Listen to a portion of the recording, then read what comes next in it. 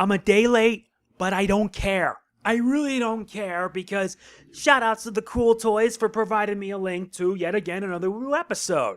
Thankfully, now I have access to the channel, which they mostly upload the episode and they just remove it after a week. It makes sense. Today, this is MegamanNG, and I welcome you one and all to my Rise of the TMNT episode review. Today, we're talking about episode 19B, How to Make Enemies and Bend People to Your Will. This is the longest title theme ever for a Ninja Turtles episode. I'm not complaining because the episode was just hilarious. Here's the deal. I'll provide a summary as well as some of the main points. Let us get started.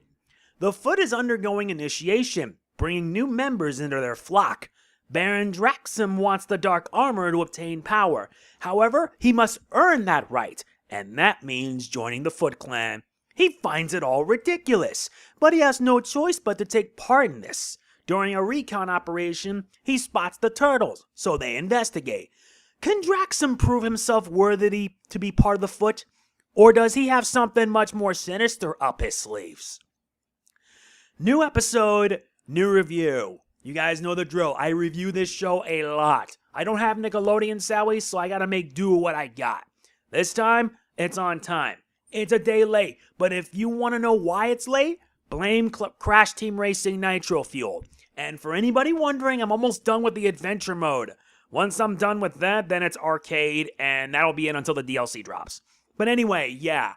This episode's interesting because it's an episode centering on Baron Draxum. Yep, John Cena gets to pull off his stuff here. It's a Baron Draxum episode, and this is a surprise. Not only that, it's also one of the funniest episodes of the season thus far. I am not kidding at all. I mean it. Some of the stuff that occurs with Baron Draxum is absolutely hilarious because, yes, he is the main big bad, but you actually get to see him on a different side of things. I mean, you always see him so cold, calculating and whatnot, but I mean, wow. The way how this episode goes about, it is pretty funny. The plot has Baron Draxum wanting to acquire the dark armor. However, in order to get his hands on it, he must earn that right by joining the Foot.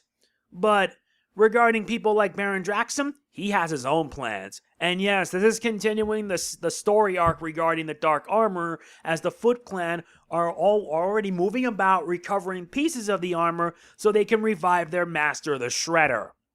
There's also a subplot in this episode with the Turtles doing some really stupid stuff. A stupid dare involving a flower that smells so bad it would make you vomit. I'm not kidding. I have no complaints on the subplot thing because it actually does help contribute to the main plot itself, but it actually does get worse when an unsuspecting human encounters the dead flower and, due to the likes of Baron Draxum, ends up turning into a smelly plant mutant monster named Stink Bomb. This episode also marks the debut of Stink Bomb, voiced by James Adomian.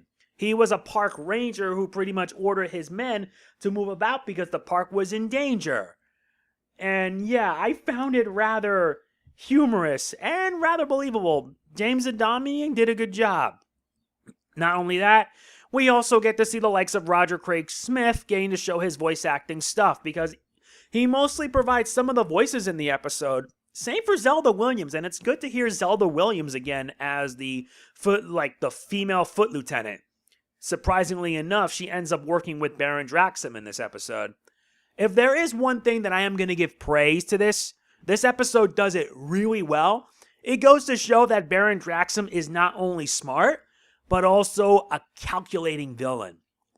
Very smart, very manipulative, all so that he can be able to achieve his own ends. He had a plan, and it was a brilliant plan at that. The plan would involve putting the Foot in a precarious situation. He would then manipulate them as well as the Turtles, and will also create a monster mutant so that way he can obtain a piece of the dark armor and prove himself worthy as a member of the Foot Clan. And you want to know what the really surprising thing about this? It worked. It absolutely worked. I got no words to describe it. This episode showed Baron Draxum at his best, and he was able to pull it off without much difficulty. Oh, and speaking of which, the highlight of it all is Baron Draxum himself. It is good to see Baron Draxum again, in another 11-minute episode, because normally we would always see Baron Draxum in these special 30-minute episodes, mostly because John Cena has other priorities, but since we're now seeing him more in 11-minute episodes, John Cena gets to show his stuff. He delivers a fantastic performance that shows not only how dangerous Draxum can be, but also how smart as well. He can also be really funny at times, and sometimes when Baron Draxum doesn't show emotion, his actions speak for him. And I mean, it's done pretty well. I kid you not, there are some bits in this episode that are just absolutely funny. But all of it culminates with the Foot acquiring another piece of the Dark Armor, and, by surprise, surprise, Baron Draxum now leads the Foot Clan. Yeah, Baron Draxum not only having a mutant army by his side, but also the Foot. Yeah, now we have a very serious threat on our hands. His plans of world domination are going to go in full throttle, and it won't be long now before he becomes a much more bigger threat. He already was a big threat as it is in episode 13, The Evil League of Mutants, and that was a really awesome episode. But this one right here is just as good as well. A 9 out of 10 is what I'm going to give this episode. I really liked it.